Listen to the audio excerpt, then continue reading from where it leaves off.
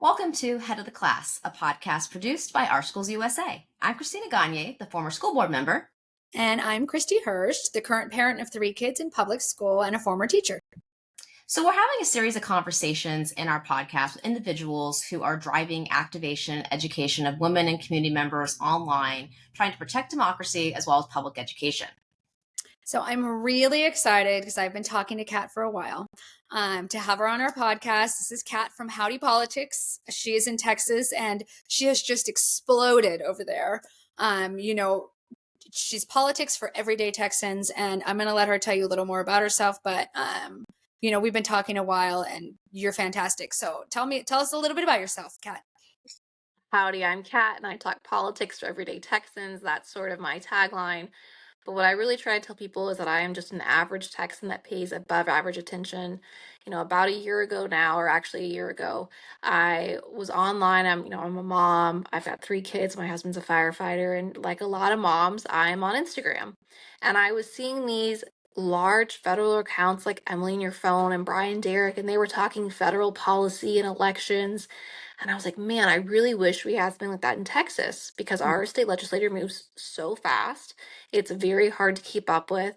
And I actually tried to get other people to do it. I kept going to my activist friends and I was like, hey, you should go do this thing on Instagram. And they're like, no, Kat, you should go do this thing because you love to talk about this stuff. And we would really love for you to talk to somebody else other than us about it. Because when I say like I love talking about it, like I was a very odd child. My parents didn't talk politics at home, and so I would go into my room and I would close the door and I would watch C-SPAN. And it was riveting to me as a kid. I still love it now. Shout out to C-SPAN for getting on Instagram. I love it. And the content there. But so I've just always been interested, and I've had my account now. We just celebrated 1 year of having it, and Howdy Politics now has 17,000 followers. I do bill analysis and tracking, really breaking things down in a way that people can understand because I think the language sometimes can be really wonky. And so, on top of things moving so fast and it being hard to keep up with, it's just hard to understand. And so, yeah, I break it down for everyday Texans to understand and participate, give them action items to call on, and I keep it realistic. I let them know in a state like Texas what they can expect when they're calling their lawmaker on any sort of bill. So that's what Howdy does, and it's been a wild, crazy ride. In our first year, I've been invited to the White House, so there's been lots of highs. There's also been lows. My husband was one of the responders to the Allen Outlet Mall shooting, so my followers were also, on, the closet floor crying with me. They've been through it all. Last weekend, I got to speak on a panel on the same stage as Beto O'Rourke, so it's just been a wild ride. But I'm really excited for this foundation that we've built going into elections and what we've already been able to impact. Yeah, and I'll say I was one of your followers messaging you when that happened.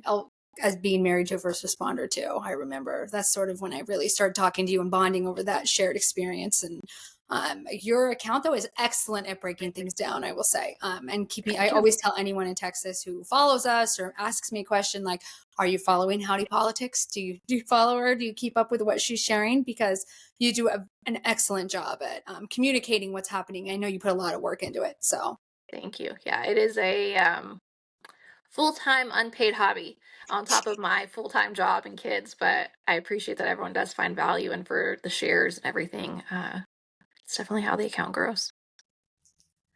So you live in a state that for years has been a focal point of these far-right fights impacting public education.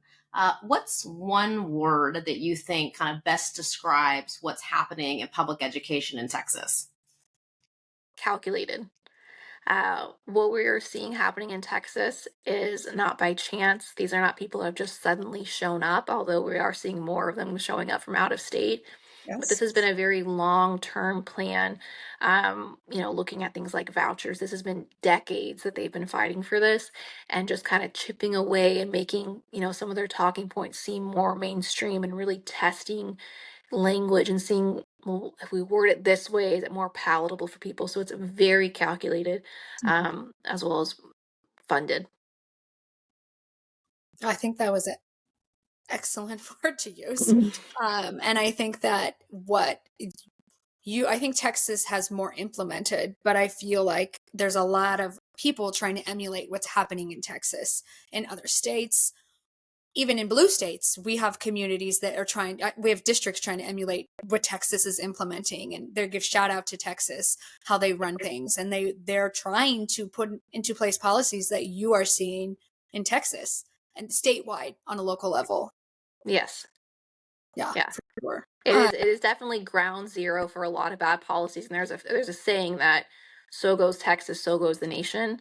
And the far right extremists definitely know this, and that's why Texas is ground zero. It's also due to some funding things that happen here in Texas. So it really is a place. Our number one export is bad policy. I think too, what's interesting is I feel like us and where people say that about California too, but on the other side, right? Yeah. Like where goes California, so goes everyone else. I feel like our two states are sort of like the polar opposites of what to implement, which is an interesting take. Oh yeah. Yeah, for sure. When you've got this many electoral votes, That's what it is, it right? impacts things quite a bit. But we don't usually swing any other way. No. So despite your far right influence in your state, Texas actually had a big push for a statewide expanded voucher bill fall apart completely. So clearly, this is probably not over. It's not the end of the fight, but can you give us an overview of what led to the bill, what the climate in Texas is around vouchers, and what's next? Sort of like, where do you think it's going after this, and how did you defeat it so far? Yeah, to give you some background on kind of, how we got here. Vouchers, like I said earlier, have been a decades-long battle in Texas. It first started after Brown versus Board. There was immediate backlash, and kind of the way that some of the white supremacists of that time thought to get around Brown versus Board was through vouchers. And it was actually our state's first Hispanic state senator who was able to block the bill through a filibuster. His name was Henry B. Gonzalez, and he fought it knowing that there was no way that vouchers would be equitable, that they are these schools choosing their students, and that they don't have to accept students for any reason. Now we see it a lot with students with disabilities. They don't have to accept them and provide accommodations for them. So that's kind of some of the history on it, and it's been a fight ever since they've tried to reframe it and think of new words to call it since then. Now the popular word is school choice, but we all know it's still just the same old voucher scam. Here in Texas, we also have some oil and gas billionaires that are funding this, that are Christian nationalists. The two probably most famous ones are Wilkes and Dunn out of West Texas. And they have put so much money, but you also see some of the big names that you see nationally everywhere. Because it's always this, I feel like it's the same 5 people are running the bad policies everywhere. So you'll see, DeVos's name on there as one of these big donors. But Wilkes and Dunn have really, through campaign finance and their donations, both directly and through some PACs that they've had, and some shady ways they've been able to, get dark money into these races. They have really been able to hand select who they want in the Texas House. And in Texas, a lot of our races, because of gerrymandering, are primary only races. And so they're able to get the exact type of Republican that they want in office. And if you don't play ball, they're going to fund your opponent and you're out. We had a former rep who they did target and eventually gerrymandered out of his district, who compared them to Russian oligarchs. And I think that was a very accurate description on how they ran things. So when we get to this session, they think they finally got their push. They think they've got enough. And during our regular session, which ran January through May, they tried and tried. The Senate, of course, in Texas is more conservative, and they very quickly passed, a voucher bill. Not so in the House. In the House, they could not even get it to get a committee or out of committee and onto the floor during the regular session. But that's not going to stop Greg Abbott. We had 4 special sessions, and finally in the 4th special session, they were able to get it to the floor. And what they did was they tried to attach teacher pay raises and school funding to this bill. And so it was actually a bipartisan coalition. There were 21 House Republicans that really honestly led the charge. They're the one that filed the amendment to this bill to strip vouchers from this bill, so that all that would be left would be school funding and teacher pay raises. You would think everyone would say, you know what, great, we'll at least go with that. But Greg Abbott had already said, I will only sign these things for vouchers. And so when vouchers were stripped through amendment that was led by Republicans, it required 21 Republicans to vote for it. Republicans have very large majorities in both chambers here in Texas, so this was definitely not some Democrat-led effort. But those rural Republicans, along with Democrats, were able to block vouchers. This way, they stripped it out of the bill. And when that happened, the author said, "Oh, you know what? Never mind. I actually don't want us to vote on these pay raises and school funding. Texas comes, at the very bottom in school funding, or 48, 49, in the country on school funding." And they were like, "No, don't want to do this." And so they yanked it, and it didn't happen. That was their fourth session. And so Greg Abbott said, we're going to go into primaries. And unfortunately, or in a very odd strategy, he had already started primarying some of these people, so there was no reason for them to flip anyways. But we are seeing that play out now. They are trying to get more of these extremists into office to replace these 21 Republicans that did not support vouchers, so they can push it next session. So it's definitely coming. Another push is coming. We are seeing Greg Abbott is all over the state right now. Kim Paxton's all over the state. Ted Cruz is, threatened to start stumping for people in these districts, which are primarily rural districts.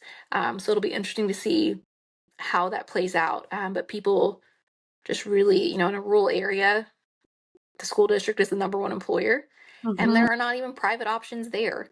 No. And so they know that these voucher scams and schemes are just to defund public education, and we were able to defeat it. We were very, very active. There were buses that went down to the Capitol to testify. Teachers were very involved.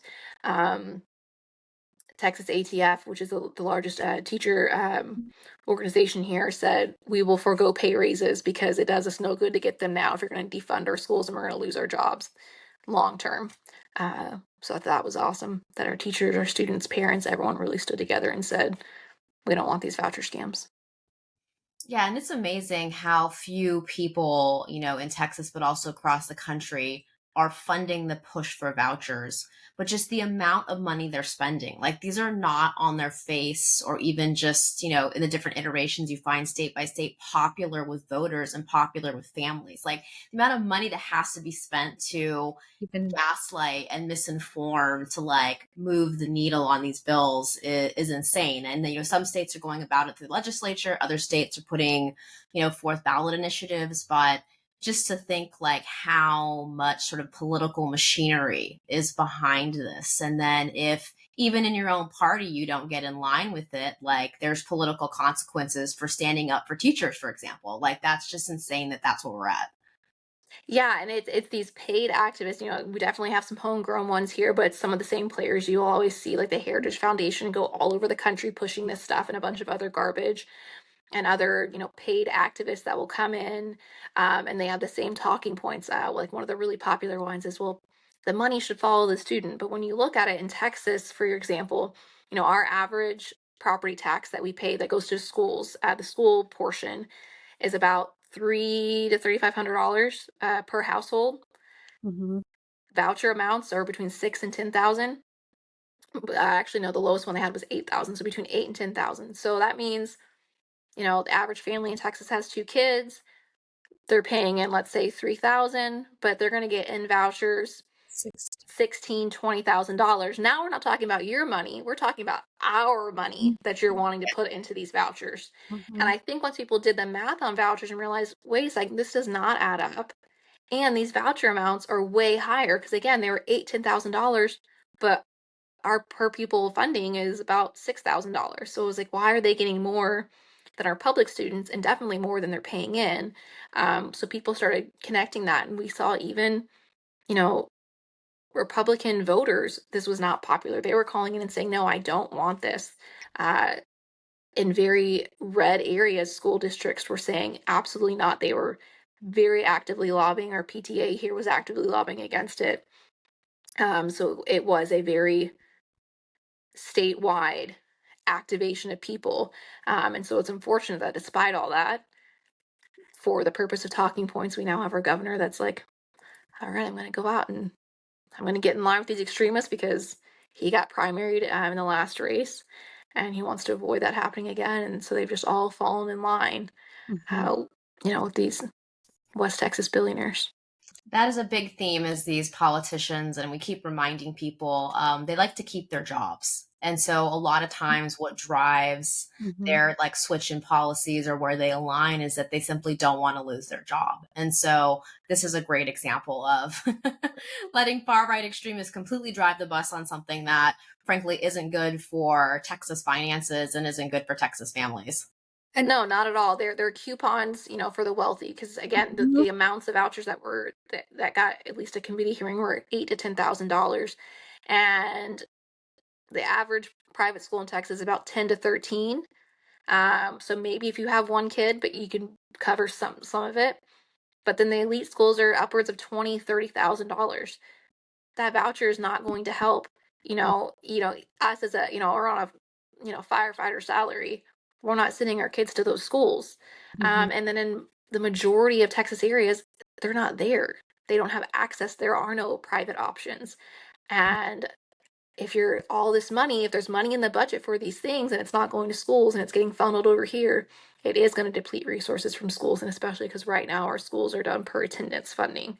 But it doesn't matter if you've got 10 kids in the class or 12 kids in the class, you'll still need one whiteboard that you got to pay for those kids. So teachers have wised up, parents have wised up. Texans were really, really vocal on this, and not wanting to offer this coupon to the wealthy families that can frankly already afford these private options. So I'm curious to know, is that sort of the messaging and what resonated the most with voters to get them to realize how serious this was and how big of a threat it was to their public schools? What would you say if you're talking to other people who are facing this? Because it is, national. And I think that people really need to look to what Texas was able to do when you pushed back, because as I think that you and I have discussed, that in Project 2025, the goal is to implement this policy nationally. If Trump or a Trump-like candidate is to win, it's all over the education chapter.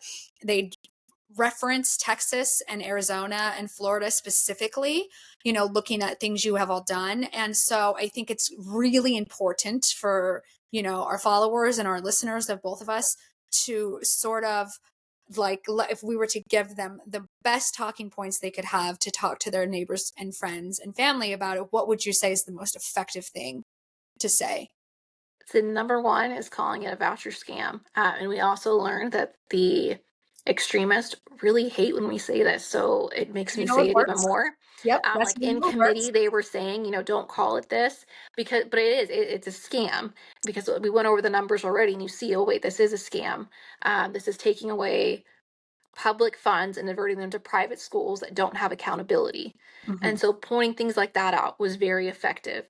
Um, Talking about welfare for the wealthy, a coupon for wealthy families that can already afford private schools. I love that you talked about, Arizona being in the plans, and they point to Arizona because Arizona came out and said, hey, this is actually bankrupting us. And the Mhm. kids that are Horrible. taking and the kids that are taking advantage of it are they were already in private school. We're not seeing this like major influx of kids that are now getting into private school, which is also the case when you look at places like Indiana or other places that have implemented it. Right. And you see some states like Wisconsin like, oh wait, no, we're going to start pulling the reins back on this because it didn't work. Mhm. So I think being able to point to examples like that, pointing to examples like in New Orleans, where post Katrina, it was supposed to come in and really help there, and they've seen that no, schools are saying, I'm not going to accept you. There's a long wait list. Mhm. School choice does not mean your kid's going to get into your choice of school. It's going to get into the school that will choose to accept them. Mhm. They also saw that a lot of these schools were raising their tuition because, hey, if now everyone can afford 8,000, well, why don't we charge 16,000 for our school? So things like that, letting people know that. Um, Talking about in Texas, football is a big deal. Friday Night Lights. So it sounds odd, but it was a big deal to be like, hey, your homecoming football game is going to be on the line if funding's getting cut. That That's actually true. went a really far way in Texas. That's There were interesting. Yeah. yeah, there were ads that went out for it, and people were like, absolutely not. Nothing's messing with my Friday Night Lights. And again, that in these rural areas, the districts are often the largest employer. Mhm. And so people know that their direct income is affected by this, their family situation. And a lot of times, a lot of the rural areas are where we do see the highest rates of poverty. So if you take away their number one employer, what is that going to do? So points like that, talking about, this was a bipartisan coalition that said absolutely not. And that really held a line and said, we're not going to compromise.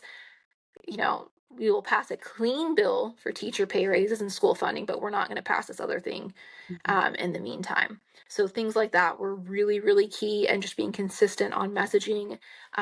There were a lot of different ways. There were podcasts. The voucher scam was one that went out and was a multi-episode series talking about, the issue in Texas.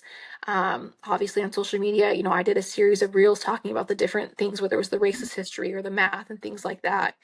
And our lawmakers did a really great job too of hosting town halls, letting people know what was at stake.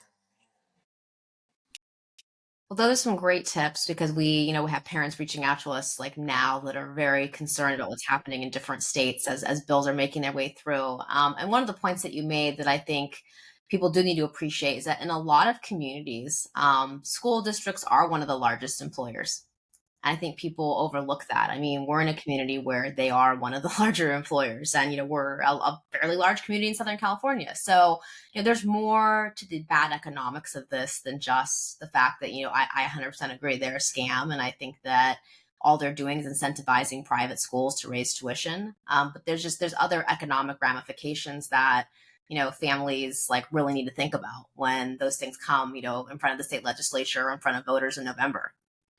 Yeah, and I think another thing too, and I know Christy will probably appreciate this, where sometimes you get people that are like, well, why should I pay for something I'm not using? And I'm like, my husband's a firefighter, so I'm like, cool. Like, have you ever had to call, has your house ever caught on fire? Yeah. No? Okay, well, I'm sure you're still glad that my husband gets paid, so that if you ever have to call, he will show up. Things like that, roads and stuff. But the biggest thing I would say is just hitting on this as a scam. These are schemes. They have been trying to do this for a long time, and then just breaking down the individual points.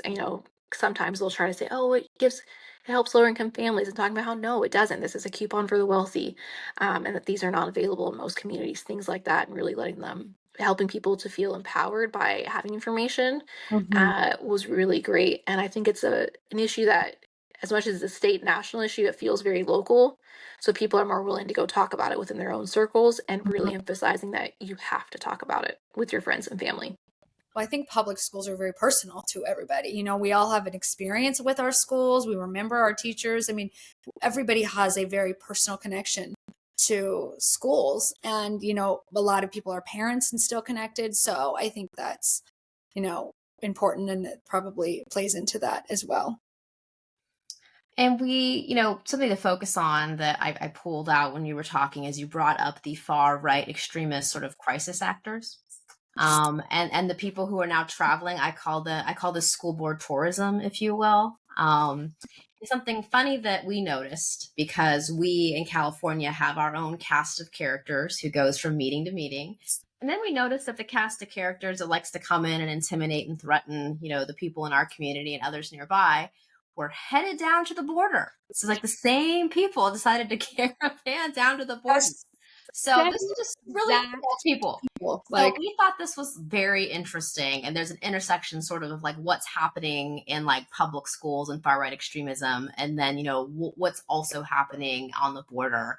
We'd love to just like dig into this a little bit with you, because we are seeing the same people motivated in the public education space in California and other states. Sort of what's your take on what's happened over the last couple of weeks? We just thought this was a very interesting intersection of policy areas. Yeah, I think just like how COVID and masks were this entry point for a lot of people, so are school board races and education, because it is something that's very personal and everyone's impacted, whether they have kids or they were a student, something there's some kind of connection. So it's a great entry point. And then from there, as they get involved, they can very quickly get in this echo chamber of extremists. And it's easy for them to all of a sudden they're an expert in all these issues, including the border. And so what we're seeing right now in Texas is there is a standoff between our governor, our National Guard and state troopers, and the federal government, which is a wild sentence to say. And we have now had governors from, it is, and we've had governors from 25 states that have announced support, and that last check was like 11 of them were going to send some of their National Guard, again, to stand off against our federal government. So all of these America people are not so, America. And we have candidates that are actually running right now. A lot of these people that are the far right candidates that are challenging incumbents on their voucher votes are also signing pledges that they will file a bill to secede. Like, that's really where we're at. That's the focus.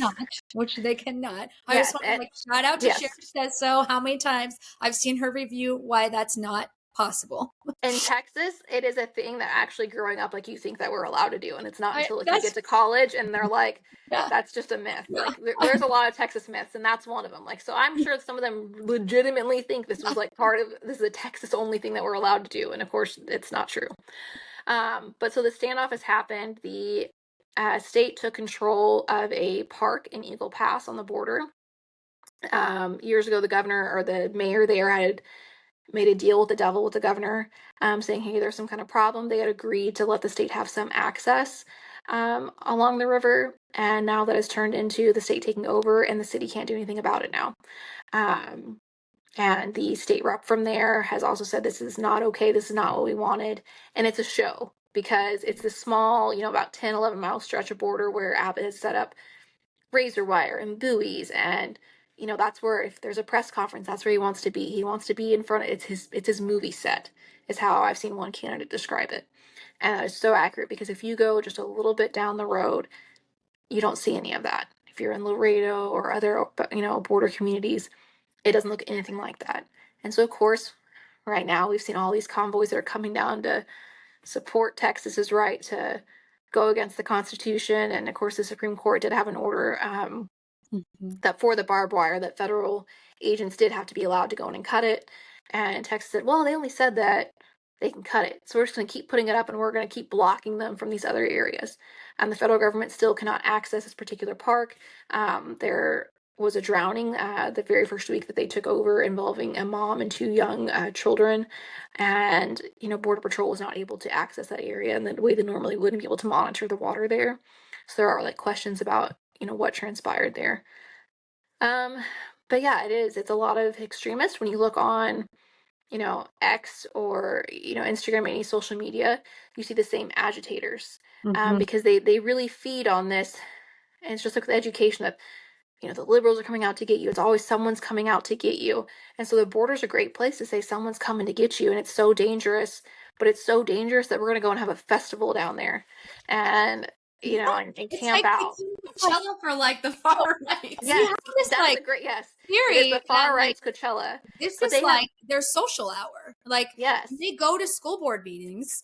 And I mean, I've literally had this advocacy group that I talk to, and we watch these regional agitators, we call them, who travel from meeting to meeting. So we all see the same people.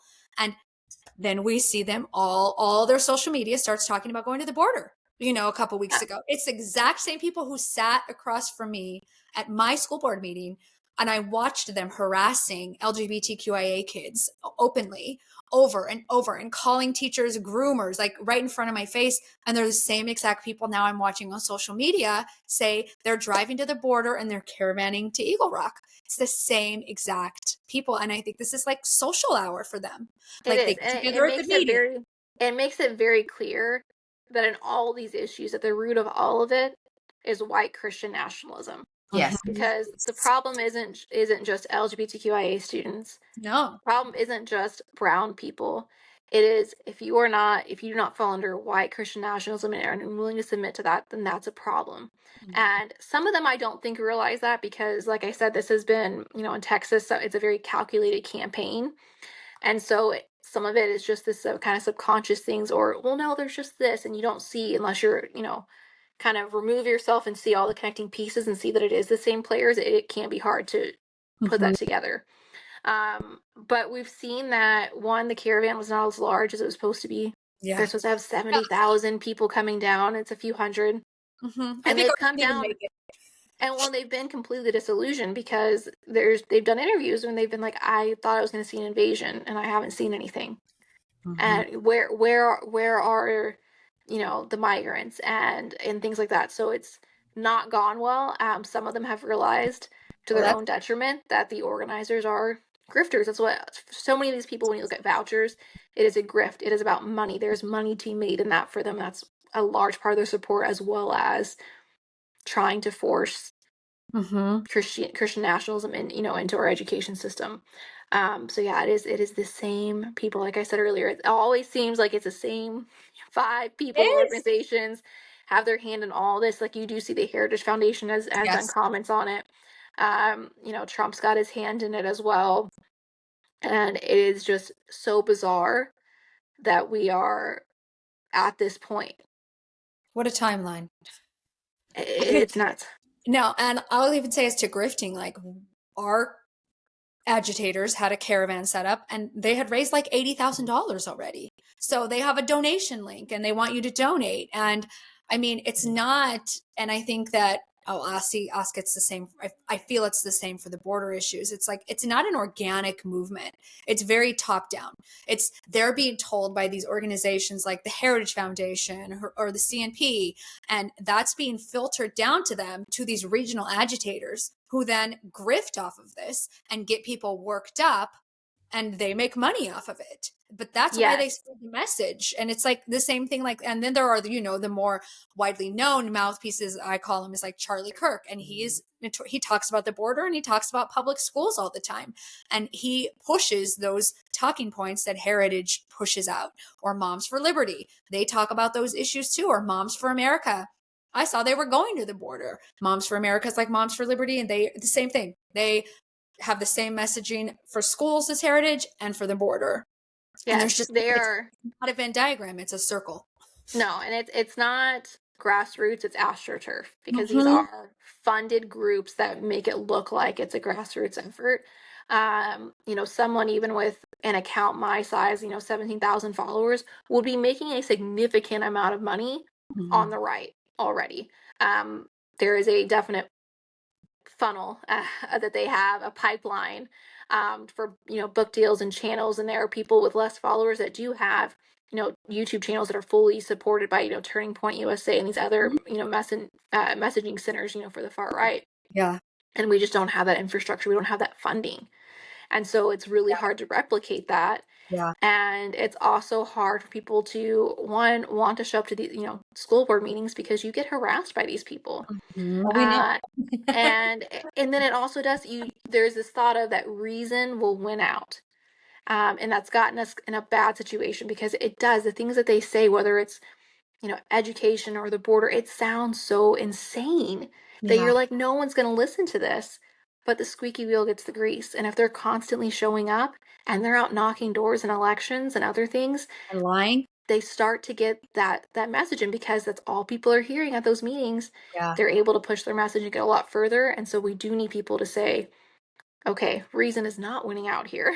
So No. I need to show up and be that squeaky wheel, on our side. Yeah, we're consistently, having sat on a board and experienced this firsthand. If you were tuning into meetings, people who were, I kind of put it in two camps: far right, extreme Christian nationalists, and then people that are just rational and sane and love public schools. They weren't showing up to meetings. And so if you were even just like looking at a school board meeting randomly, you would hear speech after speech of things that just were accusatory and not things that are actually happening in public schools. But if you don't know any better and you're hearing, oh, these crazy things are happening at my school board, then that's the narrative you have now. Even if you, in your own experience in public schools, is nothing like that. People are really actually acting, in my mind, against their own self-interest. And they're acting against they're acting against their lived experience. Like, there's people that came into those meetings that I know had, we see this across the country, have 5 or 6 kids in public schools, and they're saying these things. Like, you have that many children that have gone through so many grades and teachers and school sites, and you've never experienced that, but you're coming in here and saying it's happening. It's a very odd thing, and I don't think they realize how well orchestrated the communications have been to get them to that point. And that's, you're absolutely right. Like, it is, if you want to like become a far right media darling, like, it's a really quick path if you're willing to be extreme. Yeah, it is. And when you hear those points, when you hear those points, in school board meetings and stuff too, and I always tell people too, like, go ahead and let Ann listen, because there are people that have no idea what they're talking about and they ramble, and even the far right board members are like, what is happening? And I'm like, if that guy can go talk, like, go take his confidence and go talk some Yeah. facts and you'll be okay. Like, if he gets his 2 minutes, like, you get your 2 minutes and you'll Yeah. use yours a lot wiser. I have literally had this is actually at our state capitol. I was, in a hearing for a gun related bill. We're there all day. This guy like fell asleep when his name got called, woke up and he started talking and then wasn't making sense. And finally, like he stopped himself, seeing the quizzical looks on everyone's faces.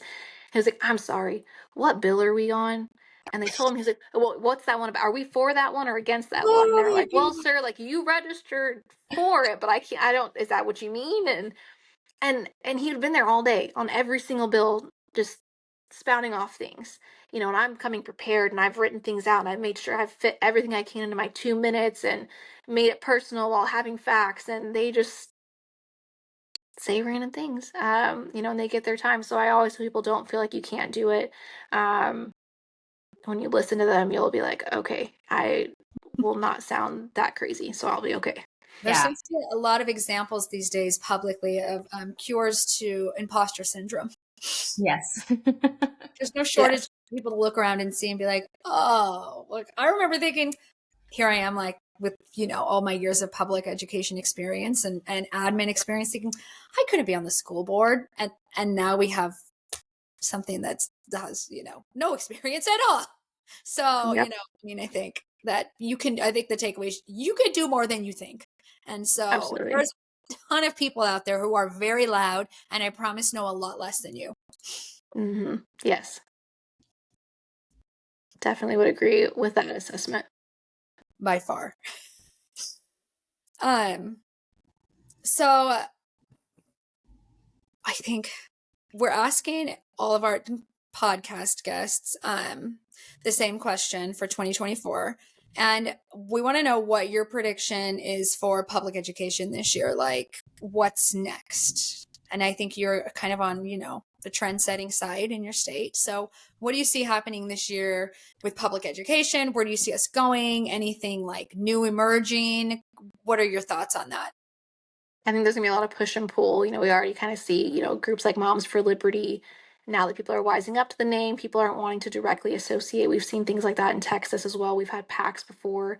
Like there was one that Empower Texas, and then once the word got out that hey, this is actually dark money, it's for extremist policies, it ended up people didn't want that much and they folded and they came up under a new name. So we're going to see a lot of that. We're going to see a lot of these extremist groups that have gained some notoriety now having to adjust and not have their name on things or folding and becoming something new. And we are going to see more parents and community members saying, okay, this is crazy, it's gotten to be too much, and stepping up. So I do think there will be more pushback on these extremists. I think we will have some wins on our side as far as engagement. But because of that, the backlash is going to be even harder from the far right. And so we're just going to be really, really consistent and knowing that this is going to be a long-term fight, and not accepting one win, because when we have one, it enrages them and they fundraise off of it even more. And they do come back. So I think it's going to be a lot of one step forward, two steps back, and kind of, give and take that way and push and pull. And it's going to be a really, really tough fight. I think education is going to be one of the key issues in elections, whether we're talking the top of the ticket with the president. It will be a very huge issue, but I think it's one that I think the right is losing their base on. We've seen that they're, losing them on, gun safety. They're losing them on reproductive rights, on LGBTQ plus issues.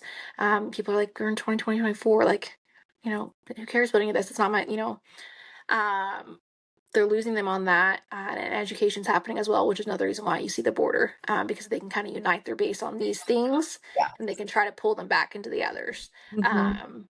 But they definitely know they're losing on education. And I think Texas was a huge example for them to fail vouchers here, of all places. Was probably a very tough pill for them to swallow. And we'll see what happens with our primary races. We've already seen one of them that the voucher candidate lost. They because these are local races, and sometimes that connection can't out. You can overcome that big money. that gets put into these races, and they are local and about making connections in your community. Absolutely. And, I keep seeing articles about probably once or twice a week, Moms for Liberty's dead. And I laugh because I'm like, no, they're not. They have millions of dollars and they'll just rebrand. And that's what we're seeing. We're seeing these groups rebrand, new logos. A couple new ones have popped up the last few months. So not going anywhere. And where they're getting their money, those people have very deep pockets. And so all they have to do is hire a web designer and start over again and, push the same agenda. But I'm glad you pointed that out because you are seeing these new groups emerge, and we often get questions like, oh, have you heard of so and so? And we have to do our homework locally, with our chapters and our partners across different states to figure out like, where do they fit into all of this? So that was an excellent point. So thank you for sharing that. Oh yeah. And I want to make sure to reiterate, thank you for your work there. You are impacting, like you said, your pushback in Texas on vouchers sent a message in general to the far right extremists, and you help everyone else in this country by doing that. And so I appreciate you sharing your experience with it and what the knowledge you've gained, because everyone should be paying attention to what's happening in Texas, because the policies that your state is trying to put into place are the same policies that the far right want to put into place nationally should they win the presidency this year. So I think that, your state is a critical state to pay attention to. I think that I really appreciate everything you share, keeping me very informed, and that you're doing excellent work. So thank you. Yeah, thank you. Yeah, they definitely vouchers is a big one. Our book ban bill has been blocked by the court so far for the most part. So we are having some victories, and it's because people are showing up. And so thank you for the work that you do, because you also help people to show up and feel informed enough to make that step to be engaged. So we're just going to keep on keeping on. We will. And thank you for joining us. All right, thanks. Thank you so much. This has been Head of the Class, a podcast produced by Our Schools USA. And as we always say, don't get mad. Get organized.